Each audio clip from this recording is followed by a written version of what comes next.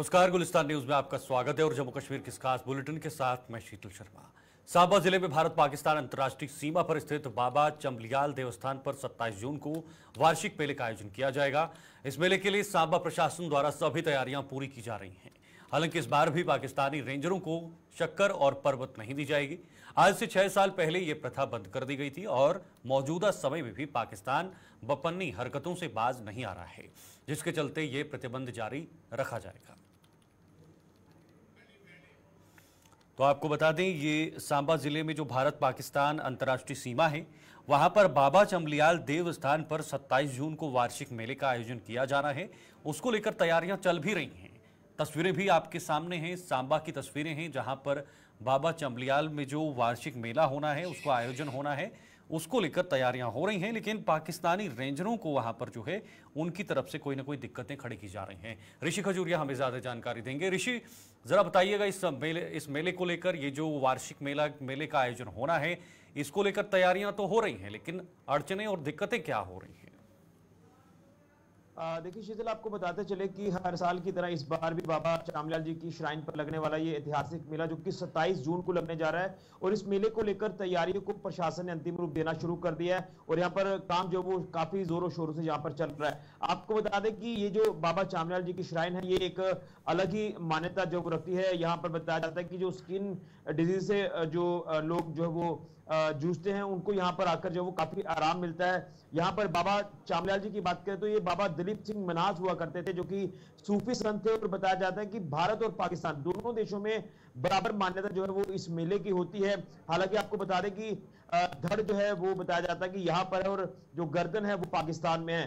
तो पाकिस्तान की अगर बात करें तो जो सादा वाले गांव है, अगर बाबा चंबलियाल जी की श्राइन को लेकर बात करें तो उस पार ये गांव है, यहाँ पर ये मेला लगता है। लेकिन जिस तरह से पहले ये रीति थी कि पाकिस्तान को भी जो है शिरकत जो पाकिस्तान भी करता था मेले में, लेकिन जिस तरह से पाकिस्तान ने इस समय हालात पूरे देश में बनाए, खासतौर पर लगातार आतंकी साजिशें वो कर रहा है। इसी के साथ साथ 2018 की बात करें तो इसी बाबा चंबलियाल जी की पोस्ट पर जो वो पाकिस्तान की तरफ से हमारे बीएसएफ के जवानों के ऊपर फायरिंग की जाती है, और उसके बाद पाकिस्तान को जो है इसमें मेले में आने से जो वो बाइकआउट कर दिया गया था। पाकिस्तान को किसी भी तरह का इन्विटेशन जो वो नहीं भेजा जा रहा है, और इस बार भी यही हालात है कि पाकिस्तान जो अपनी कायराना हरकत कर रहा है, तो पाकिस्तान को इस बार भी इजाजत जो वो मेले में आने की नहीं है।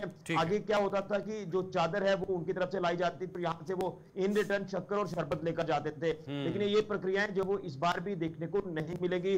वही अगर प्रशासन की तरफ से बात करें तो मेले की जो तैयारियां उसे पूरा किया गया। देखिए यहाँ की दो चीजें हैं, शक्कर जो यहाँ की इस देवस्थान की श्राइन की मिट्टी है, और कहते हैं कि उसका लेप करने से जो है वो काफी स्किन डिजीज आपके ठीक होते हैं। वही शरबत है, यहाँ का एक ऐतिहासिक कुआं है, उसका जल जो है वो भी काफी आपको जो वो आराम मिलता है। ये चीजें हैं, देश के कोने कोने से श्रद्धालु यहाँ पर आते हैं माथा टेकने के लिए, और प्रशासन ने तमाम श्रद्धालुओं को सुविधा जो वो देने की एक कोशिश की है, ताकि किसी तरह की कोई दिक्कतें जो है वो श्रद्धालुओं को पेश ना आए, और भव्य मेले में तमाम लोग पहुंचे और मेले की शोभा को बढ़ाए। ये भारत पाकिस्तान अंतर्राष्ट्रीय सीमा पर लगने वाला ऐतिहासिक मेला है। इसी के साथ 16 जून को भी मेला जो है बाबा सिद्ध गोरिया जी के देवस्थान पर लगने वाला है, जो कि सिद्ध स्वांका में। ठीक है ऋषि, बहुत बहुत धन्यवाद ये तमाम जानकारी के लिए। ऋषि हमारे साथ जुड़े हुए थे, इन्होंने बताया कि मेला शुरू होगा, लेकिन पाकिस्तान की तरफ से कोई ना कोई अड़चने यहां पर निकलकर जो हैं वो सामने आ रही हैं। वही एलिवेटेड फ्लाईओवर की मांग को लेकर आज कुंजवानी में लोगों ने प्रदर्शन किया है। इस दौरान लोगों ने यातायात बंद कर अपना विरोध भी दर्ज किया है। लोगों का आरोप था कि कुंजवानी से लेकर नरवाल तक नेशनल हाईवे अथॉरिटी द्वारा एलिवेटेड फ्लाईओवर का निर्माण नहीं किया जा रहा है, जिससे 10 लाख से भी अधिक की जनसंख्या को भविष्य में परेशानी का सामना करना पड़ेगा। प्रदर्शन की अगुवाई कर रहे पूर्व एमएलसी विक्रम रंधावा ने नेशनल हाईवे अथॉरिटी पर निशाना साधते हुए कहा कि इसके कुछ अधिकारी केंद्र सरकार की छवि को खराब करने में कोई कसर न छोड़ते हुए जनता को परेशान करने का कार्य कर रहे हैं। इससे पूर्व इन अधिकारियों ने बाड़ी ब्राह्मणा में भी इसी तरह का काम किया था, जिससे सरकार को नुकसान उठाना पड़ा था।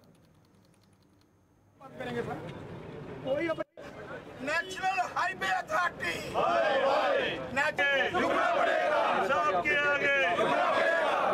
सबके साथ टेस्ट जो है ये केंद्र सरकार के नोटिस में लाने के लिए है। पहले पीसफुली पिछले 3-4 महीने से हमारे सभी यहाँ के नागरिक, हमारे व्यापारी इकट्ठे होके हम नितिन गडकरी जी तक भी मिले हैं, और उन्होंने बड़ी पेशेंट हियरिंग दी है। आप हैरान होंगे कि उन्होंने खुद माना है कि 10 लाख की आबादी को डिसबैंड कैसे कर सकते हैं हम लोग?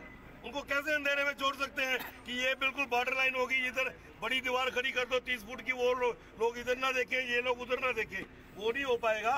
लेकिन उस पर क्योंकि मॉडल कोड ऑफ कंडक्ट लग गया था, तो गडकरी जी ने कहा था कि चुनावों के बाद हम इस पे ध्यान देंगे। लेकिन बदकिस्मती है कि नेशनल हाईवे अथॉरिटी के अंदर कुछ काली भेड़ें ऐसी बैठी हैं जो केंद्र सरकार की विकास की नीति को लोगों में नकारात्मक तरीके से नेगेटिव डिजाइन बना के लेके जा रहे हैं। बड़ी ब्राह्मणा तो उदाहरण बन गया, वो तो छोटा सा स्पैन था 100 मीटर का, आपने पहले पैसे खर्चे, 5-6 साल के बाद उसको तोड़ने चले गए। तुम्हारे बाप का पैसा है, पब्लिक का पैसा है वो।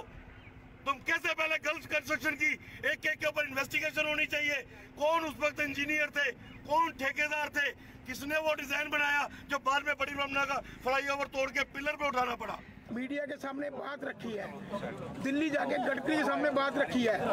गडकरी साहब ने भी आश्वासन दिया था कि ये जो फ्लाईओवर है ये पिलरों पे एलिवेटेड बनेगा। मैं आपको बताना चाहता हूँ कचुवानी से लेके नरवाल तक 10 लाख पॉपुलेशन है जो डिस्टर्ब होने जा रही है। अगर किसी ने यहाँ से सामने साइड जाना होगा उसको 6 किलोमीटर घूम के जाना पड़ेगा।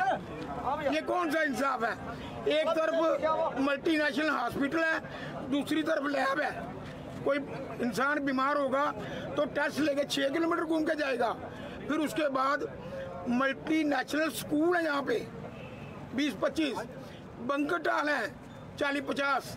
जब शादियाँ होती हैं इतनी जैमिंग होती है यहाँ पे जिसका अंदाजा नहीं। 150 फुट रोड पे अभी जब 25-25 फुट रोड दोनों साइड दे रहे हैं, एक गाड़ी रुक गई समझे पूरी रोड बंद होगी। अभी डिमांड क्या है? हमारी डिमांड ये है कि जैसे कैनार रोड से मुट्ठी तक का फ्लाईओवर बना है उस तरह से बने, जैसे बीजेपुर से लेके सतवारी तक का बना है वैसे बने। कचुवानी से लेके तो नरवाल तक कौन सी इनको तकलीफ हो गई है कि जहाँ पॉपुलेशन है, जहाँ 10 लाख आबादी है, वहाँ पे जो ब्लाइंड बार पे लेके जा रहे हैं। हमारी सिंपल रिक्वेस्ट ये है कचुवानी से लेके नरवाल तक ये जहाँ तक भी फ्लाईओवर जा रहा है ये एलिवेटेड बने। इधर मध्य कश्मीर के गांदरबल जिले के तुलबुला में आज कड़ी सुरक्षा व्यवस्था के बीच खीर भवानी मेला शुरू हुआ है। इस मेले के सुरक्षित संचालन के लिए सुरक्षा के व्यापक इंतजाम किए गए हैं। जिला प्रशासन ने भी मंदिर श्रद्धालुओं की सुविधा के लिए हर तरह के इंतजाम किए हैं। कश्मीर के अलावा जम्मू व देश के अन्य हिस्सों से तुलबुला पहुंचे कश्मीरी पंडितों ने मंदिर में माथा टेककर माता रानी का आशीर्वाद प्राप्त कर सुख समृद्धि की कामना की है। दूसरी ओर जम्मू स्थित खीर भवानी पीठ में भी आज श्रद्धा का सैलाब उमड़ा हुआ है, जहां कश्मीरी पंडितों के अलावा अन्य लोग पूजा अर्चना कर धर्म के प्रति अपनी आस्था निभा रहे हैं।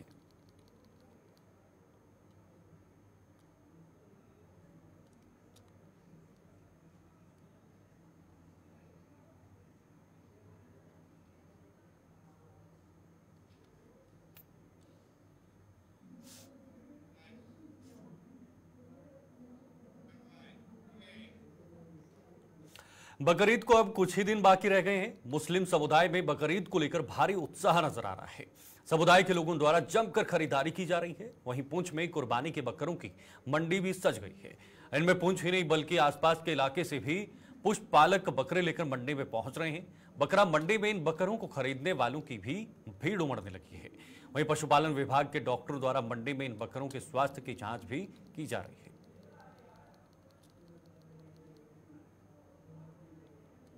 के पास 100-150 पे 40 है। हाँ, इस तरीके को किस तरीके से आप देखते हैं, किस तरीके से तैयारियां करते हैं? तैयारी की बहुत मुश्किल होती है। हम 3-4 महीने पहले तैयारी करना शुरू कर लेते हैं। उसको दाना, काजू बादाम, छोला और मक दाल सब उसकी सेवा करना शुरू कर लेते हैं। फिर धो के उसको तैयार करना। आज के दिन की हम भी इंतजार करते हैं कब कुर्बानी आएगी, हमको भी कुछ न कुछ प्रॉफिट होगी पहाड़ों से। बाकी लेने वाले भी अल्हम्दुलिल्लाह ठीक लेते हैं। जिसको कोई आदमी है जिसको जैसे पसीने आ जाती है वो ले जाता है, हमको बारे में आ जाता है हम भी दे देते। कोई लड़ाई झगड़े की जरूरत नहीं है। ईद उल अज़हा का जो दिन है वो बहुत ही करीब है और माशाल्लाह आप देख रहे हैं कि यहाँ पर जो कॉलेज ग्राउंड है यहाँ पर एक मंडी लगी हुई है। यहाँ पर मुख्तलिफ किस्म के जो जानवर हैं जो कुर्बानी के लिए लोगों ने लाए हैं बेचने के लिए। यहाँ पर देख रहे हैं हम कि तरह तरह के जानवर माशाल्लाह बहुत ही खूबसूरत जानवर जो है यहाँ पर पहुँचे हैं। लेकिन एक समस्या जो हमेशा रहती है वो तो सभी जानते हैं, एडमिनिस्ट्रेशन भी जानती है, सरकार भी जानती है, रेट्स में जो है वो कुछ बात नहीं बढ़ रही है इनके साथ, लेकिन फिर भी जो कुर्बानी करता है वो कभी भी कीमत को नहीं देखता है कि उसकी कीमत क्या है, बस उसको जानवर पसंद आना चाहिए, उसकी आंखों में। श्री गुरु अर्जन देव जी का शहीदी पर्व जिला गुरुद्वारा प्रबंधक कमेटी कठुआ द्वारा 16 जून को मनाया जा रहा है। कमेटी के अध्यक्ष चरणजीत सिंह ने आज एक प्रेस कॉन्फ्रेंस के दौरान यह जानकारी दी है। उन्होंने बताया कि 16 जून को गुरुद्वारा साहिब में विशाल समागम होगा, जिसमें रागी जत्थे गुरु महिमा का गुणगान करेंगे। उन्होंने तमाम संगत से इस आयोजन में बढ़कर भाग लेने की अपील की है।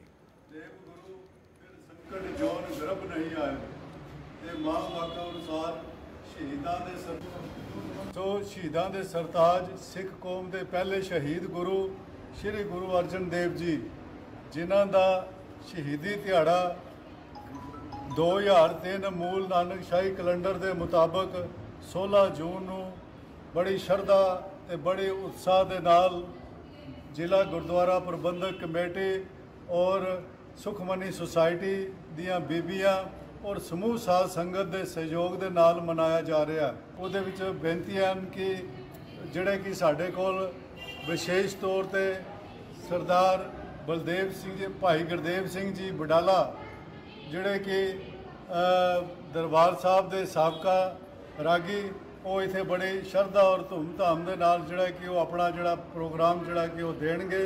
उस दे नाल साडे डिस्ट्रिक्ट गुरुद्वारा प्रबंधक कमेटी के सरदार बलजीत सिंह जी ते उस तो बाद भाई सुखविंदर सिंह जी, नौजवानों का जत्था और भुजंगियां का जत्था गुरकरण सिंह जी, उन्होंने साथी जिहड़े कि वो कीर्तन राही संगतां नूं निहाल करनगे।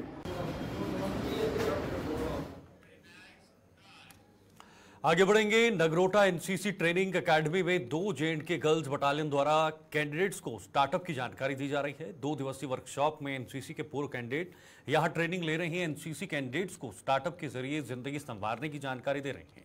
इन कैंडिडेट्स को उद्यमी बनने की प्रेरणा भी दी जा रही है।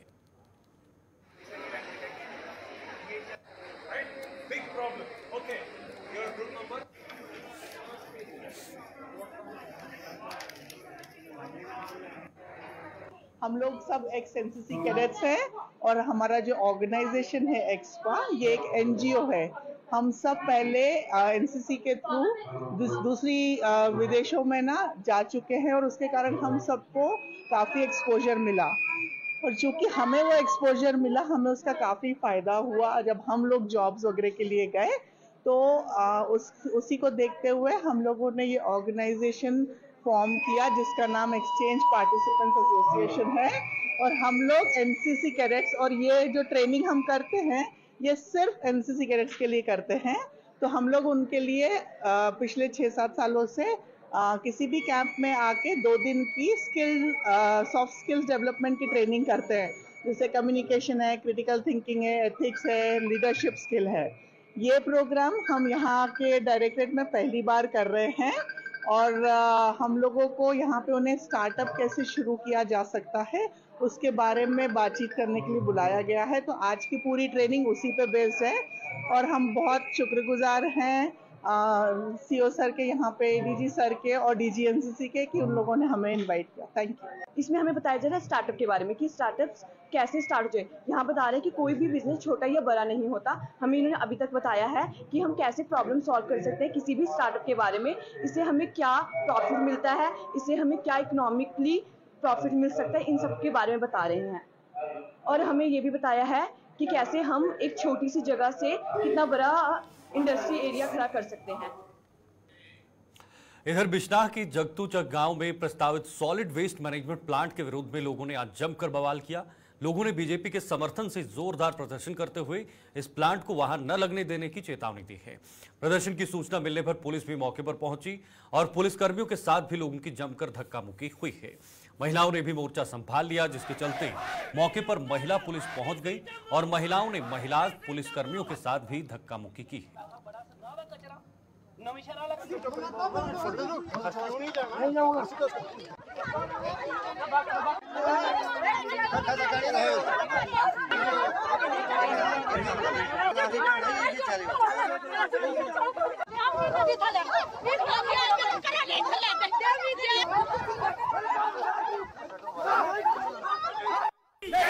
सरकार बनाने कि अस सुखा साह लैगे, एह् अस दुखा साह लैंदा है। एह् साढ़ी जमीन है, कागजे पत्तर, जे गौरमेंट ने सारी सुननी तो कु'न सुननी है? कोई चोरी चक्की वाला कम्म करे, कोई मर्डर कीते है, जे अस जे मर्डर कीते होंदा ओह् बाहर फिरदे, उत्थे पुलिस नहीं बोलदी। उत्थे पुलिस जेह्ड़ा चिट्टा बिच बिका दा उत्थे पुलिस क्यों नहीं बिकदी?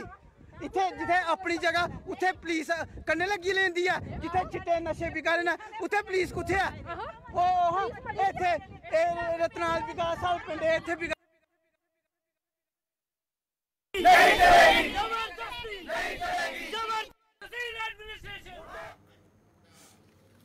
वहीं जम्मू के आरसपुरा ब्लॉक में किसानों ने धान की रोपाई का शुभारंभ कर दिया है। किसानों ने सिंचाई विभाग से नहरों में 1 महीने तक पर्याप्त मात्रा में पानी उपलब्ध करवाने की गुहार लगाई है।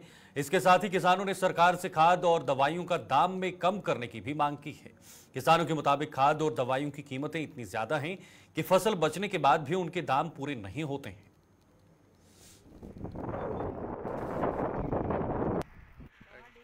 सर धान की फसल लग रही है क्योंकि पानी की मतलब हूँ थोड़ी जी प्रॉब्लम जी है ही पानी की, मतलब हूँ पानी ठीक आ रहे हैं क्योंकि पानी सानू महीना एक मतलब ठीक करके देन महकमे वाले, तो क्योंकि खादा खुदा भी बहुत महंगियां तो मतलब फसल का खर्चा बहुत ज़्यादा है, तो इसलिए कि मतलब गौरमेंट मतलब थोड़ा जहा ख्याल रखे साडा।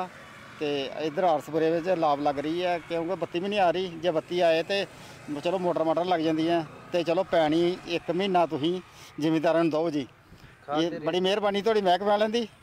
तो बाकी मतलब खाद तो जो मतलब अपने मैचड़ मूचड़ दवाइयाँ बहुत महंगियां, तो ये भी थोड़ा ख्याल रखो क्योंकि खादा भी थोड़ियां डाउन करो, तो मैचड़ तो दवाइयाँ भी डाउन करो क्योंकि जिमींदार का फसल बेचारे का उन्ना निकलता नहीं जिन्ना होना चाहिए, तो खर्चा बड़ा है जी। साढ़े पानी का लाभा शुरू हो गया काम, पानी की कमी है जी, थोड़ा बारी आ रहा कि बराबर 2 महीने पानी 1 महीना भी पानी चलता रहे तो ठीक है। बाकी ये खादा खुदा दवाइयाँ बड़ियां महंगियां ने, ये भी रेट थोड़ा कम किया जाए तो तां कि फसल जिमींदार भी लभदा पिया कक्ख नहीं इंदी फसल च। बेइयां को लाभां लाउणियां भी महंगियां, अगे ट्रैक्टर की बुआइयां भी महंगियां, तो सानूं बचदा ते कुछ नहीं पिया। सरकार थोड़ा साढ़े बारे भी सोचे, तो कोई इस बात कोई फायदा नहीं, कोई बात नहीं हो रही, तो देखते रहना थोड़ा ख्याल कर। जम्मू कश्मीर में पंचायतों का कार्यकाल खत्म होने के बाद पंचायत घर अनदेखी का शिकार हो रहे हैं। विभाग के उदासीन रवैये के कारण इन पंचायत घरों में रखा सामान बर्बाद हो रहा है। जम्मू के ब्लॉक मड़ में भी पंचायत घर अपनी हालत पर आंसू बहा रहे हैं। ग्रामीण विकास विभाग द्वारा सही रखरखाव न करने के कारण इन पंचायत घरों में रखा सामान धूल फांक रहा है। पंचायत घरों की खस्ता हालत को लेकर पंचायत के पूर्व सदस्यों में भी भारी रोष है।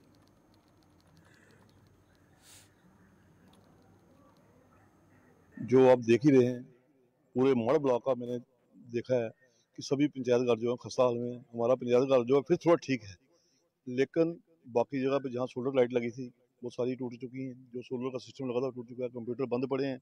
और हमारी सरकार से गुजारिश है कि किसी डिपार्टमेंट को, कोई रेवेन्यू डिपार्टमेंट वाला हो, कोई भी डिपार्टमेंट हो, या आंगनबाड़ी शिफ्ट कर दो यहाँ पे, जो लोगों को वहाँ से किराया दिया जा रहा है, कोई आंगनबाड़ी सिस्टम यहाँ पे शिफ्ट कर दो। जितनी देर तक पंचायत की इलेक्शन नहीं हुई इसको मेंटेन कर रखा जाए। और अगर इलेक्शन होती है यहाँ पे चौकीदार जो जरूर होना चाहिए, जो इसकी इवेंट, क्योंकि अंदर हमारे पास कोविड का लाखों का सामान पड़ा है, कोई चोरी हो जाए कुछ भी हो जाए उसकी जिम्मेदारी वो कौन लेगा। जो पंचायतों का टेन्योर था वो जनवरी 2024 में ख़त्म हुआ है, तो उसके बाद अभी तक इलेक्शन नहीं हुई है पंचायतों की।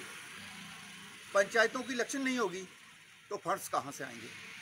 और सरकार ने पंचायतों की इलेक्शन करवानी चाहिए ताकि सेंटर से फंड मुहैया हो और यहाँ डेवलपमेंट हो।